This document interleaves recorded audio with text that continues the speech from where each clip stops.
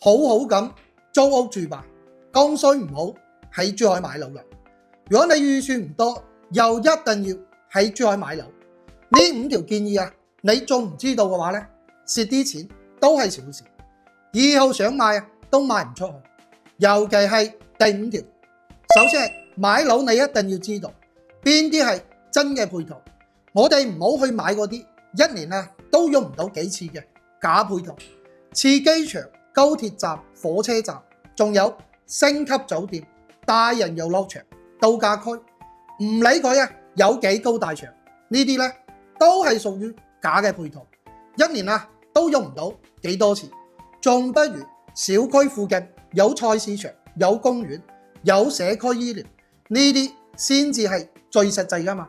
學校、交通、商業、醫療先至係決定層樓嘅價值同埋配套。第2條，如果你呢一定要買老婆少，一定要具備呢2點，地段要好，交通要方便，另外就係學區呢一定要好，起碼你返工方便，同埋小朋友呢可以入讀到優質嘅學校啊嘛。第3，如果你考慮喺郊區、金灣、島門、唐家呢啲地方買樓呢，一定要選擇配套成熟嘅板塊，盡量呢去選擇一啲品質高嘅大人小區，面積嘅話夠住就得啦。買個80到100方出頭嘅，千祈啊唔好去買嗰啲面積呢特別大嘅。喺郊區嚟講啊，面積大就係遠大身啦。後期如果二手貨賣呢，我同你講真係頭痛，只要總價一高啊，好難揾得到人過嚟接手。第4，剛需買第一套樓，唔好使太多錢去裝修，一定要冷靜，差唔多就得啦。簡單配啲家私家電夠住就可以啦。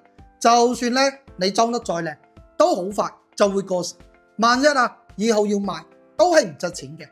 第5啦，哪怕再平啊，都唔好去碰公寓，特別係小產權，要買就買70年住宅。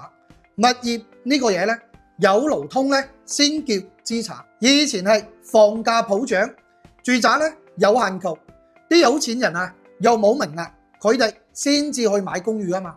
普通人啊就唔好諗住去買公寓投資收租啦。哦，仲有車位都盡量唔好買，有需求租一個就得啦。